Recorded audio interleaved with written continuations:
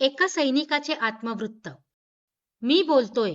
भारताच्या सीमेवर रात्रंदिवस खडा पहारा देणारा एक सामान्य सैनिक. माझ्या अंगावरचा हा रांगडा गणवेश आणि हातातील ही बंदूक, हीच माझी खरी ओळख आहे. आज जेव्हा मी मागे वळून पाहतो, तेव्हा आठवते ते माझे गाव, माझे घर आणि तो प्रवास ज्याने मला या देशाचा रक्षक बनवले. माझं बालपण इतर मुलांसारखंच मातीत खेळण्यात गेलं. पण शाळेत असताना जेव्हा भारत माता की जय च्या घोषणा दिल्या जायच्या, तेव्हा माझ्या अंगावर शहारे यायचे. देशप्रेम काय असतं हे मला तेव्हाच उमजलं होतं. तरुणपणी जेव्हा भरतीची संधी मिळाली, तेव्हा आईच्या डोळ्यात पाणी होतं आणि बाबांच्या डोळ्यात अभिमान. घराचा निरोप घेऊन जेव्हा मी प्रशिक्षणासाठी निघालो, तेव्हापासून माझं वैयक्तिक आयुष्य संपलं आणि सुरू झालं ते केवळ देशासाठी जगणं.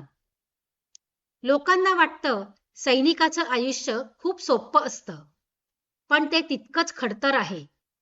कधी उणे 40 डिग्री सेल्सिअस तापमान असणाऱ्या सियाचीनच्या बर्फात, तर कधी राजस्थानच्या 50 डिग्री सेल्सिअस तापणाऱ्या वाळवंटात आम्हाला उभं राहावं लागतं. कित्येक रात्री आम्ही झोपत नाही, कारण आमची एक छोटीशी चूक देशाच्या सुरक्षेला धोक्यात आणू शकते. सण उत्सव तर आमच्यासाठी फक्त कॅलेंडरवरचे दिवस असतात. दिवाळी असो वा होळी, आमच्यासाठी आमचं कुटुंब म्हणजे आमच्या सोबत असणारे आमचे इतर जवान भाऊ आहेत. शत्रूच्या गोळ्यांचा सामना करताना मृत्यू अगदी समोर असतो, पण त्या क्षणी मृत्यूची भीती वाटत नाही. उलट माझ्या देशाला काही होऊ नये हीच जिद्द मनात असते. रणांगणावर जेव्हा माझा एखादा सोबती शहीद होतो, तेव्हा मन खूप हेलावते. पण तरीही आम्ही रडत नाही, कारण आमचं रक्त शत्रूचा पराभव करण्यासाठी सज्ज असतं. तिरंग्यात लपेटून जेव्हा एखाद्या शहीद सैनिकाचं पार्थिव त्याच्या घरी जातं, तेव्हा अख्खा देश रडतो. तो सन्मानच आम्हाला लढण्याची ताकद देतो. आम्हाला घराची ओढ नसते का?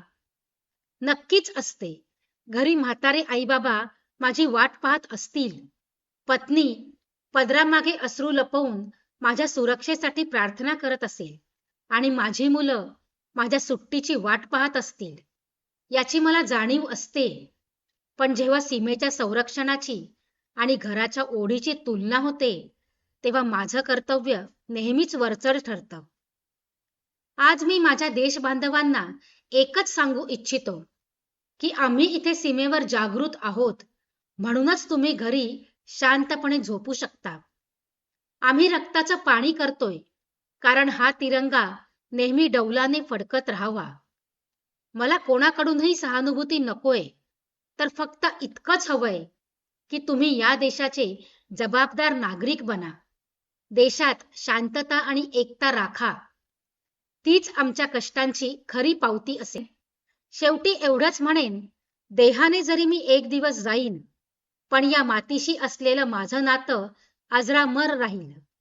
मी पुन्हा जन्म घेतला तर पुन्हा या भारत मातेचाच सैनिक होईन. जय हिंद, जय भारत.